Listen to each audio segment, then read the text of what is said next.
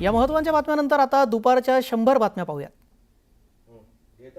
ही 6वी भेट आहे। यामुळे राज ठाकरे आणि उद्धव ठाकरेंच्या नात्यात आणखीन दृढता वाढत असल्याचं दिसून येत आहे। स्थानिक स्वराज्य संस्थांच्या निवडणुकीसाठी मनसे ठाकरे सेना युतीच्या चर्चा सुरू आहे। ठाण्यामध्ये उद्या ठाकरेंची शिवसेना आणि मनसेनं संयुक्त मोर्चाची हाक दिली आहे। हा मोर्चा गडकरी रंगायतन ते थेट ठाणे नगरपालिकेवर धडकणार आहे। पाणी समस्या, वाहतूक कोंडी समस्या आणि रस्त्यांवरील खड्ड्यांचे प्रश्न सोडवण्याच्या मागणीसाठी हा मोर्चा निघणार आहे। मोर्चाच्या बॅनरवर राज ठाकरे आणि उद्धव दौऱ्यावर जाणार आहेत। भाजप केंद्रीय निवडणूक समितीच्या बैठकीला हजेरी लावणार आहेत। पंतप्रधान नरेंद्र मोदी आणि भाजप राष्ट्रीय अध्यक्ष JP नड्डांच्या नेतृत्वाखाली ही बैठक होणार आहे। स्थानिक स्वराज्य संस्थांच्या निवडणुकीसाठी भाजपची रणनीती ठरली आहे। महाविकास आघाडीच्या स्थानिक पातळीवरील बड्या नेत्यांना भाजपची दारं खुली करण्यात आली आहेत। भाजपमध्ये येण्यास इच्छुक असतील त्यांना पक्षात घेण्यात येणार आहे, तर भाजपच्या कार्यकर्त्यांवर अन्याय होणार नाही याची खबरदारी घेण्यात येणार।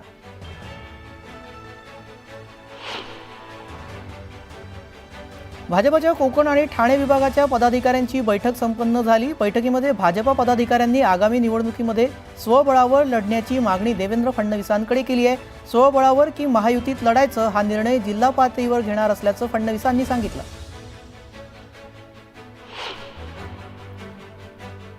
पालिका निवडणुकीच्या पार्श्वभूमीवर कबूतरखान्याचा विषय पुन्हा तापण्याची शक्यता आहे। जैन समुदायाच्या सभेनंतर आम्ही गिरगावकर संघटना आक्रमक झाली आहे। कबूतर go back to Marwar Rajasthan अशा आशयाचे पोस्टर लावण्यात आले आहेत।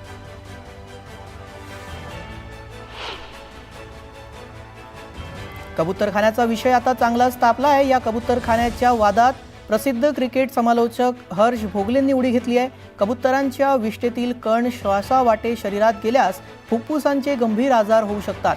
याबाबत डॉक्टर सातत्यानं धोक्याचा इशारा देत आहेत। कृपया आपण सर्वजण कबूतरांना खाऊ घालणं थांबवूया असं आवाहनही त्यांनी केलंय। कर्जमाफी तर द्यायची नाही, पण शेतकऱ्यांना नाद लागला असं म्हणायचं। बाबासाहेब पाटलांच्या वक्तव्यावरून बच्चू कडूंनी टीका केली आहे।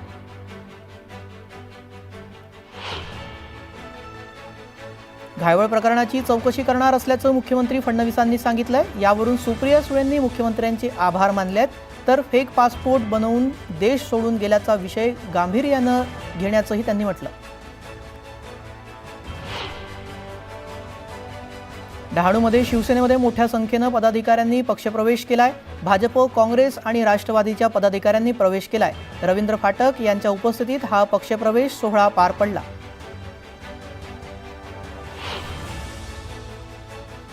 मनमाड शहरातील अनेक पदाधिकारी आणि कार्यकर्त्यांनी उद्धव बाळासाहेब ठाकरे शिवसेनेला जय महाराष्ट्र करून शिंदे शिवसेनेत प्रवेश केला। आमदार सुहास कांदे यांनी त्यांचं पक्षात स्वागत केलं। राज ठाकरे मातोश्रीवरून निघालेले आहेत। उद्धव ठाकरे यांच्या भेटीनंतर राज ठाकरे हे बाहेर पडतानाची दृश्य आपण पाहतोय। मातोश्रीवरून राज ठाकरे निघालेले आहेत। जवळजवळ 2.5 ते 3 तास दोघांमध्ये मातोश्रीवर भेट झाली। स्नेहभोजनासाठी ते सहकुटुंब पोहोचले होते आणि आता ते मातोश्री इथून निघतानाची ही थेट दृश्य आपण पाहतोय। नुकतेच राज ठाकरे मातोश्रीवरून निघालेले आहेत। आत्ताची ही मोठी घडामोड आपण पाहतोय। गेल्या 2.5 ते 3 तासापासून दोघांमध्ये चर्चा सुरू होती। अमित ठाकरे देखील आपल्याला दिसत आहेत, स्वतः गाडी चालवत ते इथे पोहोचलेले होते। आता ते बाहेर पडतानाची ही दृश्य, या संदर्भातले अधिक अपडेट घेऊयात। आमचे प्रतिनिधी विजय देसाई थेट जोडले गेलेले आहेत। विजय, सध्या राज ठाकरे बाहेर पडतात, काय तिथले अपडेट?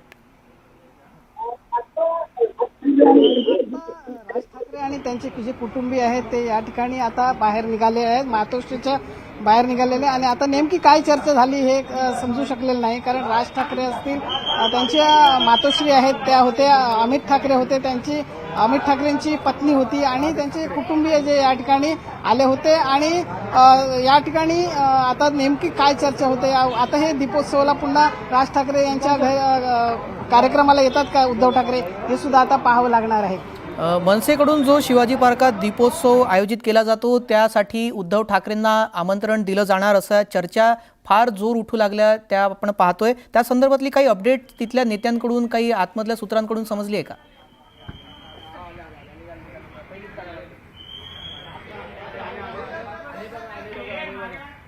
विजय, माझा आवाज येतोय आपल्याला?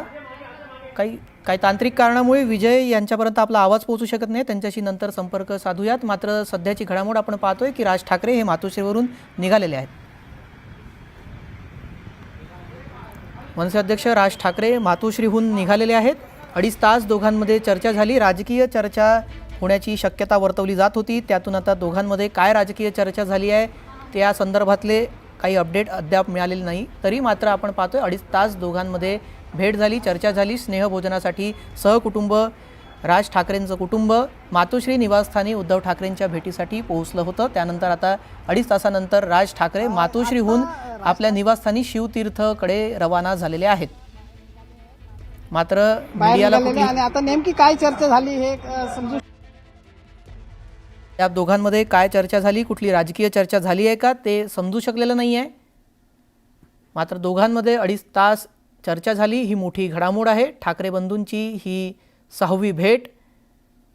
गेल्या काही महिन्यांपासून, गेल्या 3 महिन्यांपासून आपण पाहतोय सातत्यानं दोन्ही ठाकरे बंधूंच्या भेटीगाठी वाढल्याचं पाहायला मिळतंय. त्यामुळे राजकीय विश्लेषकांच्या मते देखील आता दोन्ही कुटुंबामधील कटुता जी गेल्या 2 दशकामध्ये वाढली होती ती आता बऱ्यापैकी कमी झाल्याचंही बोललं जात आहे.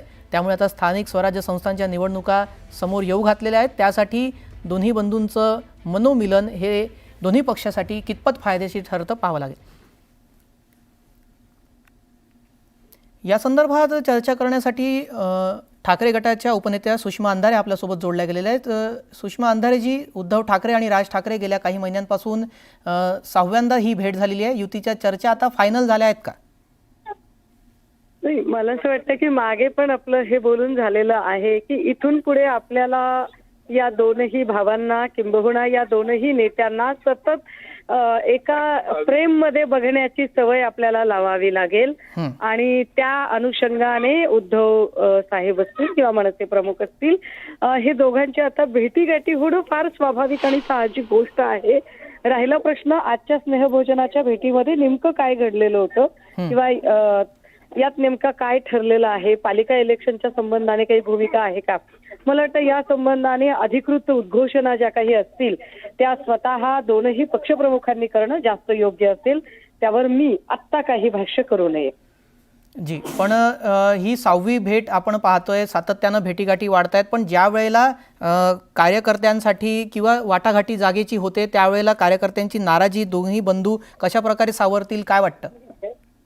नाही, आता कार्यकर्त्यांची नाराजी वगैरे असायचं काही कारण नाही. जेव्हा दोनही पक्षप्रमुखांनी हे स्पष्ट केलेलं आहे की इथून पुढे महाराष्ट्रासाठी आणि मराठी अस्मितेसाठी अशा छोट्या मोठ्या गोष्टी आपल्याला बाजूला ठेवायला लागतील, तर त्यात काही फार मोठी गोष्ट नाही. मला वाटतं की उद्धव साहेब असतील किंवा राज साहेब असतील दोघेही या संबंधाने. सुषमाजी, मग आता दोन्ही बंधू ठाकरे बंधू एकत्र आलेल्या आहेत, दोघांची युती जवळजवळ नक्की समजूयात. तर मग मवियाचं भविष्य, राजकीय भविष्य कसं काय? मवियाच्या राजकीय भविष्यावर आता आपण लगेचच इतक्या घाईघाईने व्यक्त होण्याची गरज नाही. त्याही पेक्षा महत्वाचं की मला वाटतंय येणाऱ्या उद्या किंवा परवा ज्या पद्धतीने सगळे पक्ष एकत्रित येऊन निवडणूक आयोगाची भेट घेत आहेत त्यामध्ये मनसे प्रमुख सुद्धा आहेत आणि तिथेच कदाचित आपल्या मनसे आणि सेनेची नेमकी भूमिका काय असणार आहे आणि महाविकास आघाडीची काय भूमिका असणार आहे या संबंधाने बऱ्याच गोष्टी स्पष्ट होतील. So please wait and watch.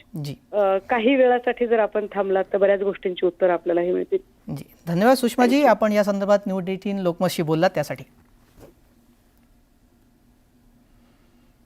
आता दुपारच्या 100 बातम्या पाहूयात वेगवान स्वरूपात. अकोल्यात राष्ट्रवादीचे आमदार संग्राम जगताप यांच्या विरोधात पोलिसात तक्रार दाखल करण्यात आली आहे. सोलापूरमधील मोर्चात केलेल्या वादग्रस्त वक्तव्याविरोधात शरद पवारांच्या राष्ट्रवादीने ही तक्रार दाखल केली आहे. दरम्यान सखोल चौकशी करून कारवाईचं आश्वासन पोलिसांनी दिलंय.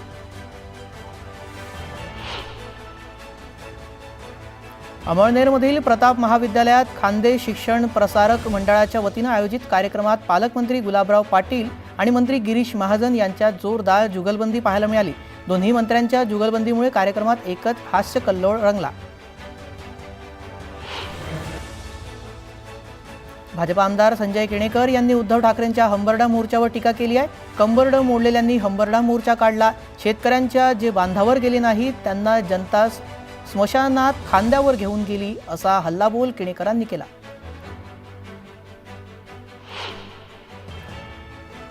राजकारणात मी एकाग्र राहिलो आणि आज मी राजकारणातला सगळ्यात हुशार विद्यार्थी आहे, असं विधान मंत्री गिरीश महाजनांनी केलं. 40 वर्ष राजकारणातील निवडून येणं हे सोपं नाही आहे. पहिल्यांदा मंत्री काम करतो त्यामुळे निवडून सुद्धा येतो, मात्र सलग 7 वेळा निवडून येणं सोपं नाही आहे, असंही महाजन म्हणाले.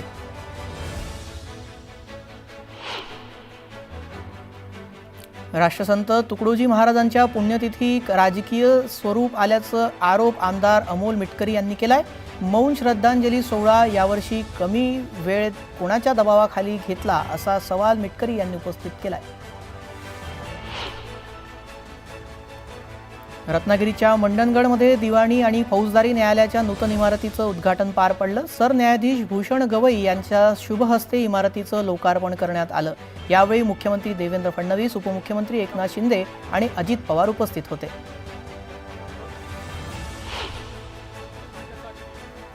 मंडणगडच्या न्यायालयाचे उद्घाटन होणे हे अत्यंत आनंददायी बाब असल्याचं वक्तव्य उद्धव ठाकरेंनी केलंय. केवळ 2 वर्षात अतिशय सुंदर इमारत उभी झाल्याचंही ते म्हणाले.